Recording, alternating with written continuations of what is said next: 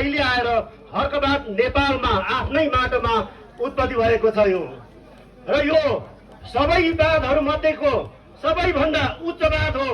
किनभने लेनिनले प्रकृति र प्रविधिको कुरा गरेको छ भने मार्क्सले संस्कृति र प्रविधिको कुरा गरेको छ। तर यहाँ प्रकृति, संस्कृति अनि प्रविधिको कुराहरू आएको छ। त्यसैले गर्दा यो वादहरू मध्येमा संसारकै सबैभन्दा उच्च वाद हो र हामीले किन हर्कवादलाई फलो गर्ने? हामीले नेपालीको सपना पूरा गर्न, शहीदको सपना पूरा गर्नको लागि हामीले हर्कवाद फलो गर्नुपर्छ।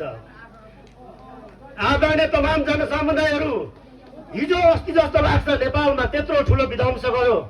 जनताहरूले नबुझिकन, जेएनजी भाइहरूले नबुझिकन बन्दुक बोकेर निस्केका थियौं र त्यत्रो ठुलो आन्दोलन भयो, आन्दोलन सक्सेस भयो। तर फाइनली हामीले के पायौं? क्वेसन छ तपाईहरुलाई आदरणीय जनसमुदायहरू, हामीले त्यत्रो लडाई लड्यौं देशका लागि भनेर, तर फाइनली सबै हाम्रो त्यत्रो दुःख भनेको एक दुई जना राजा महाराजाहरू, नयाँ राजा महाराजाको पकेटमा गयो हो कि हैन?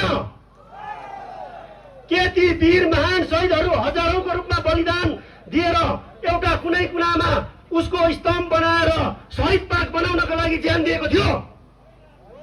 म प्रश्न गर्न चाहन्छु तपाईहरुलाई, के त्यो ज्यान बलिदान एउटा कुनामा गएर शहीद पार्क बनाएर वर्षमा एकचोटि माल्यार्पण गर्नको लागि ज्यान फालिएको थियो त? थिएन भनेदेखि अब देशलाई पक्का विकास गर्ने देशप्रेमी, माटो प्रेमी भनेकै हर्कवाद हो कि हैन? यी शहीदहरूको, यी हाम्रो सम्पूर्ण नेपालीको सपना पूरा गर्नको लागि यो देशमा अब एउटै मात्र विकल्प भनेको श्रम संस्कृति पार्टी, व्हिच इज हर्कवाद हो कि हैन? तपाईहरुले विभिन्न न्यूजतिर हेरिरहनु भएको छ। यो विरोधीहरूले कुरा काटिरहेका छन्। कुरा काट्दै गर्छ, अगाडि बढ्दै गर्दै हो।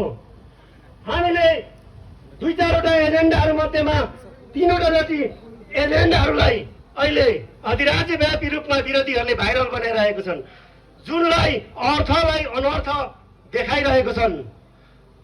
जुन स्कुलको विषयमा, विद्यालयको विषयमा हाम्रो कुरा के हो भने 4 दिन क्लास गर्ने, त्यस पछाडि 2 दिन चाहिँ प्र्याक्टिकल गर्ने। यो यहाँ नेपालमा नौलो होइन, नेपालको लागि नौलो हो, तर संसारको लागि यो नौलो होइन। हामीले पढ्छौं, पढेर मात्रै हुँदैन, देख्नुपर्छ। त्यो मेसिनले कसरी काम गर्छ त देख्नुपर्छ, देखेपछि अनुभव गर्नुपर्छ, बल्ल मात्रै सिकिने कुराहरू हो। हामीले दुनिया संसारको कहानीहरू पढिराखेर वेस्ट गरिरहेका छौं। हामीले आफ्नै देश पढ्नु पर्छ भन्नु खोजिएको। संसारको विकसित राष्ट्रहरूमा विद्यालयमा 2-3 दिन 4 दिन पढाउने काम हुन्छ भने 2 दिन वा 3 दिन प्र्याक्टिकल काम हुन्छ। यसो गर्दाखेरि के हुन्छ भन्दाखेरि यो विद्यार्थी कुन खालको विद्यार्थी हो, यसको रुचि केमा छ, यो मान्छे डाक्टर हुने हो कि, इन्जिनियर हुने हो कि, मेकानिकल हुने हो